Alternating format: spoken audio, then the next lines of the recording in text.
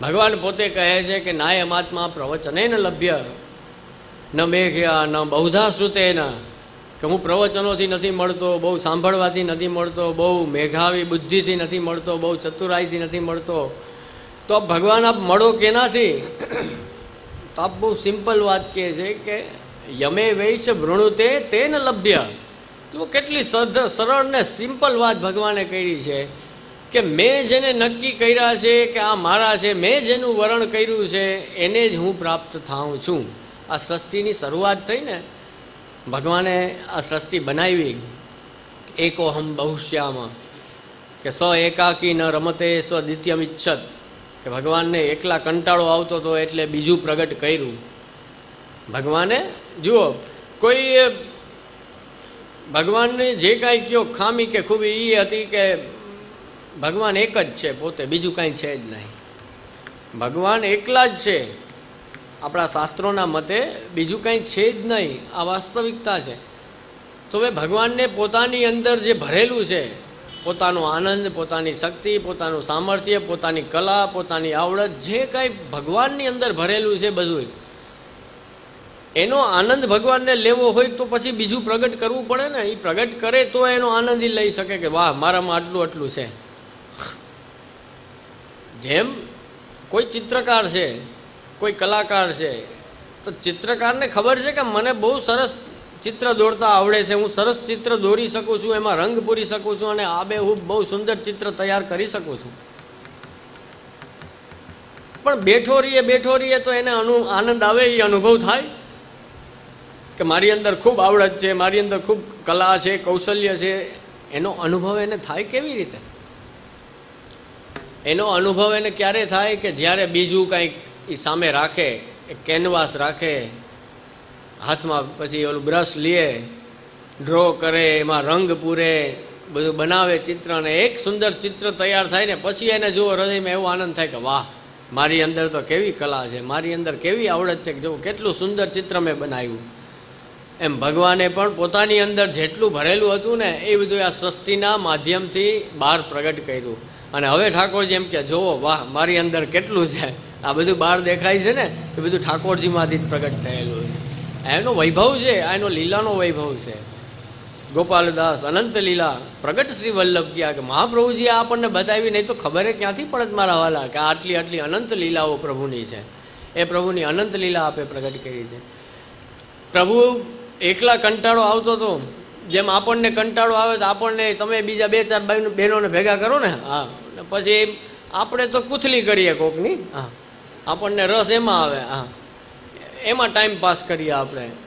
અને ઠાકોરજીને પોતાના આનંદ માટે આખું પ્રગટ કર્યું. જે વૈભવ આપણને દર્શન થાય છે એ વૈભવ આખો સ્થાનનો કયો, સમયનો કયો, જે કાંઈ કયો એ બધો વૈભવ આપણી સામે છે એ પ્રભુએ પોતે પ્રગટ કર્યો કે મારી અંદર આ ભરેલું છે. હું હવે એકલા કંટાળો આવતો હતો ભગવાનને, એટલે પોતાના મનોરંજન માટે, પોતાના આનંદ માટે આ સૃષ્ટિની રચના કરી છે.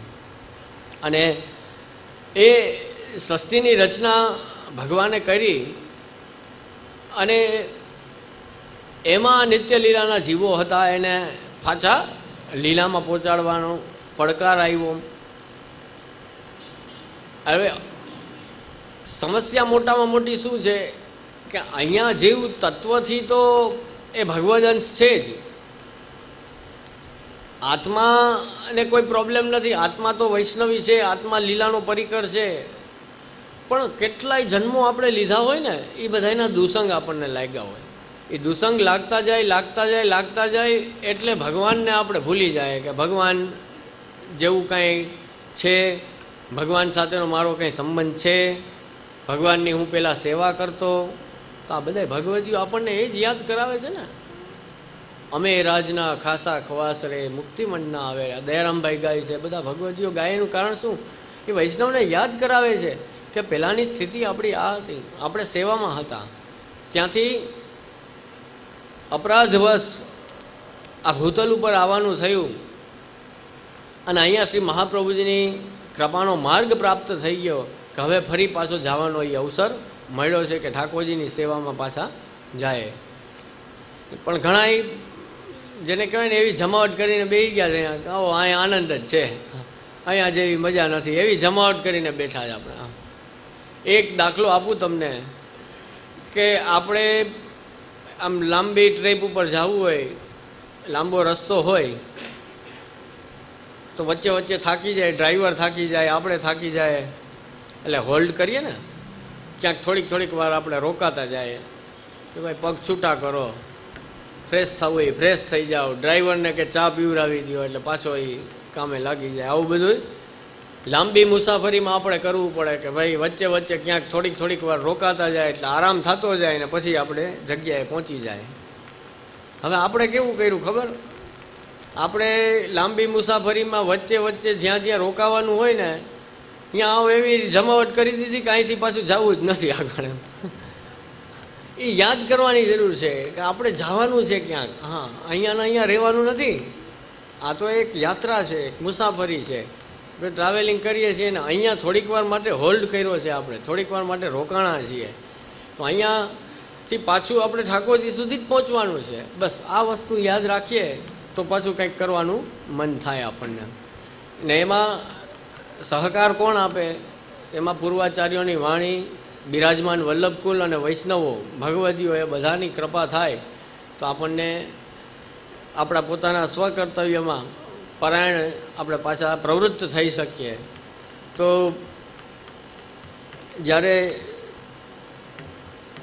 શ્રી મહાપ્રભુજી અને શ્રીનાથજીનું પ્રાગટ્ય થયું, આપે એ દૈવીજીઓને શોધવા માટે જ આખા ભારતનું ભ્રમણ કર્યું, ખુલ્લા ચરણારવિંદે આપે પરિક્રમા કરી, અને જ્યાં જ્યાં પણ દૈવી જીવો હતા. આ બધા સ્વરૂપો કેવા છે કે જીવ સામે આવે ને તો એ સ્કેન થઈ જાય આખું. અત્યારે સ્કેન ના આવે, સ્કેનર આવે, સ્કેન થઈ જાય બધું.